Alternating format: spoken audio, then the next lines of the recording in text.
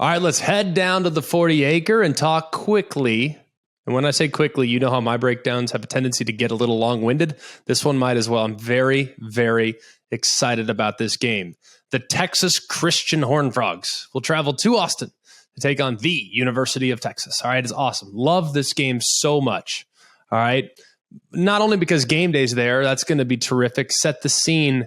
But as someone that's been very fond of the Texas program for a very long time, this feels like one of the biggest scenes Texas is going to have or at least has had in quite a while. Yeah, 2019 LSU, earlier this year against Alabama. But this game right here with a top 4 team that's really giving you a lot of fits the last handful of years, top 4 team at your place, and it's at night.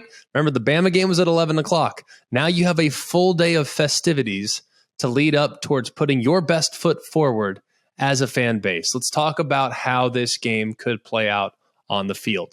The comeback kids. That's who TCU is, okay? They have overcome a second half deficit 4 times this year. 4-0 this season when trailing in the second half. You know how remarkable that is? Well, it's the best record in the FBS, okay? No one else in college football is better when trailing in the second half. In the last 15 seasons, okay? 15 years, it's a long time. Dating back to when I was playing, okay? I was a freshman, but either way, last 15 years, only 2 teams have gone 4-0 or better in an entire season when trailing at some point in the second half. One won the national championship. That was 2010 Auburn. Okay. The other also went undefeated. That was 2012 Ohio State. Remember that 2012 Ohio State team? They were ineligible for the postseason.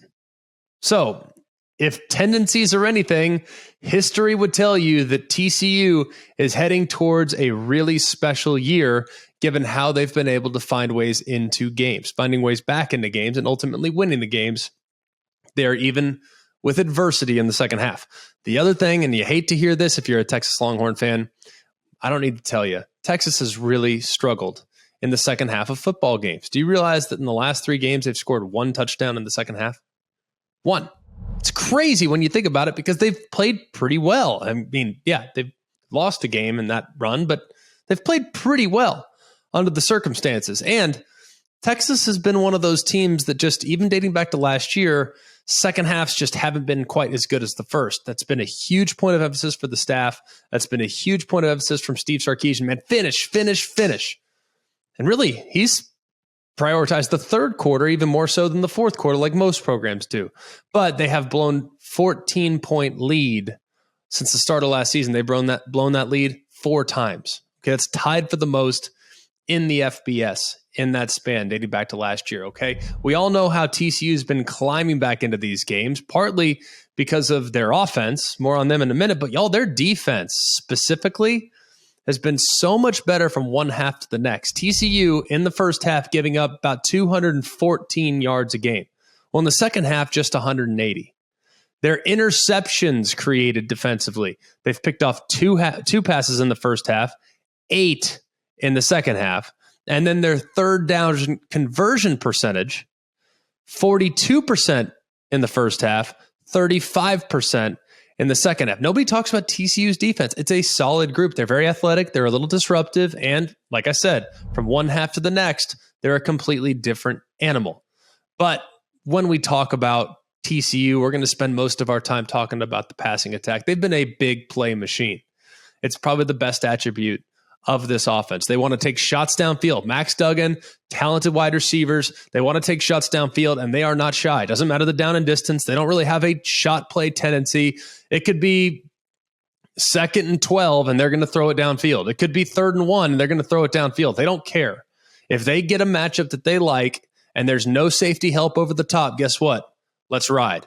Okay, so you need to be very, very careful when it comes to giving up big plays because the TCU Horned Frogs have 15 plays of at least 50 yards this season. They're not all throwing it, by the way. They have a few runs as well. That's the most in the FBS. It's the most by an FBS team through 9 games of the season since Memphis and Oklahoma State back in 2019. So it's been a while since we've seen a team that's been this explosive in the first 9 games of the season. They are also averaging 8 yards after the catch.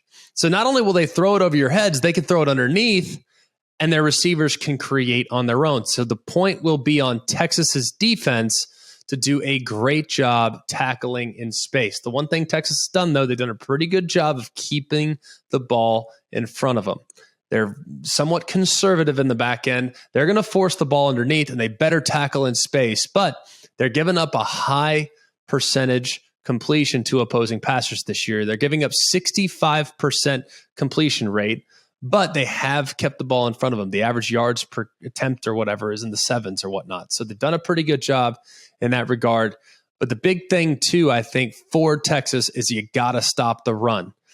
I think this is the best, most underrated rushing attack in college football. Like, nobody talks about Kendre Miller and what he can do. It's all about Max Duggan and the wideouts. Kendre Miller is one of 2 Big 12 players with 1,000 rushing yards, along with his opponent in this game, Bijan Robinson.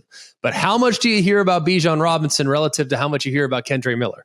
Okay, we know Bijan's unbelievable. He's the only player in the FBS with 850 rushing yards, 250 receiving yards. The guy is ridiculous and is a huge, huge component of this offense being successful. He'll be the featured guy in this game again.